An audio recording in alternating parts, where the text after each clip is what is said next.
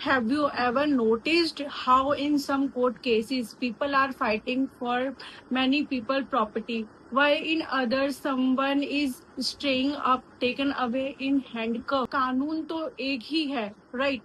Well, not really. Indian legal system दो बड़े हिस्सों में divided है, civil law and criminal law. And honestly, standard citizen तो छोड़िए, बड़े बड़े लोग इन दोनों के बीच कंफ्यूज हो जाते हैं.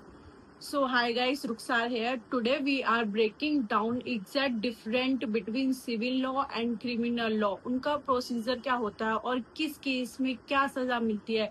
If you want to understand like a pro, watch this video till end the very end. Think about it like this. आपके लैंडलॉर्ड ने आपके सिक्योरिटी डिपॉजिट को वापस नहीं किया एंड दो भाइयों के बीच प्रॉपर्टी का झगड़ा चल रहा है, या फिर कोई डिवोर्स और चाइल्ड कस्टडी का केस है. इन सारे केसेस में किसी ने किसी की जान नहीं ली, कोई बड़ी हिंसा नहीं हुई. इट्स जस्ट अ डिसएग्रीमेंट और a breach of trust. The goal of civil law का मकसद किसी को जेल भेजना नहीं होता. इसका मेन गोल होता है डिस्ट्रीब्यूट रिजोल्यूशन और कंपेजिशन. कोर्ट बस ये देखता है कि किसका नुकसान हुआ है, उसे क्या हक या पैसा मिल जाए. That's it civil cases. इस सिविल केसेस के लिए हम CPC civil procedure code follow करते हैं. Now let's talk about criminal law. This is where things get serious. Criminal law deals with behavior that is or can be considered as an offense against the public or society. as अगर चोरी घर में हुई है तो offence पूरी society के खिलाफ कैसे हुआ. लुक, अगर रास्ते में हम चलते हैं, किसी का खून कर दिया या रॉबरी करें, तो उसे फिर उस इंसान का नुकसान नहीं होता. उससे पूरे इलाके में डर का माहौल बन जाता है. सोसाइटी की पीस खराब हो जाती है. Example theft, assault, murder, fraud या cyber crime etcetera. Criminal law का मकसद कंपेजिशन नहीं बल्कि पनिशमेंट होता है. To punish the wrong doer so that nobody else dare to commit that crime again. इसमें जुर्माना भी लगता है और जेल भी मिलती है. और जैसा कि आपको पता है, हम इसके लिए नए लॉज बीएनएस और बीएनएसएस फॉलो करते हैं. So now let's look at how both these laws work differently in real life. I will give you three major different. Point number 1, who's file the case. Civil law में जिसके साथ गलत हुआ है वही इंसान कोर्ट जाता है और कॉल देम द प्लेंटिफ. इसे प्लेंटिफ भी कहते हैं. लेकिन सिविल लॉ में क्योंकि क्राइम पूरी सोसाइटी के खिलाफ है, स्टेट मतलब गवर्नमेंट ऑफ पुलिस आपकी तरफ से केस लड़ती है एंड क्राइम केस का नाम देखा जाता है state of versus accused. Point number 2, the procedure.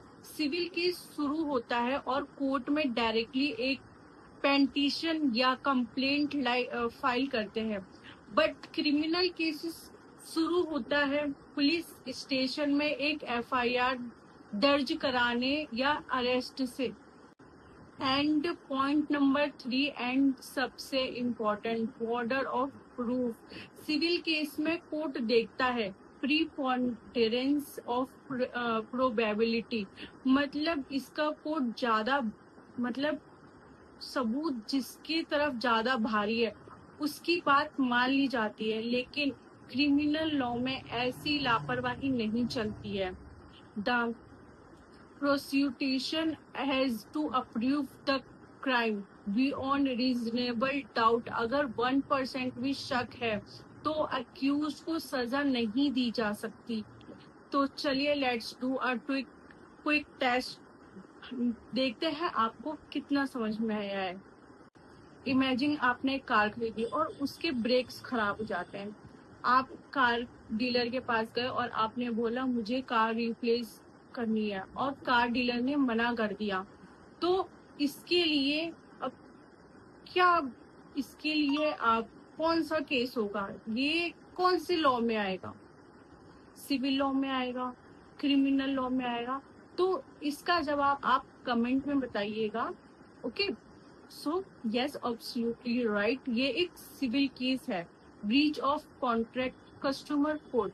लेकिन अगर वही डीलर गुस्से में आकर कहे आप कहे और आप पर लाठी चार्ज कर दे, तो ये एक सिविल केस, सिविल लॉ नहीं रहा, this is a crime case, assault heard under BNS, right? So the next time someone talks about a legal case, you know exactly whether it belongs to a civil side or criminal side. Law हमें डराने के लिए नहीं बल्कि empowerment करने के लिए है। मुझे कमेंट में मुझे कमेंट करके बताइएगा कि आपको सिविल एंड क्रिमिनल लॉ में डिफरेंस पहले से पता था? If you found this long breakdown helpful, smash that button, like, share it with your friends, and don't forget to subscribe to the channel for more easy to understand insight. Stay away, stay safe. See you in the next video.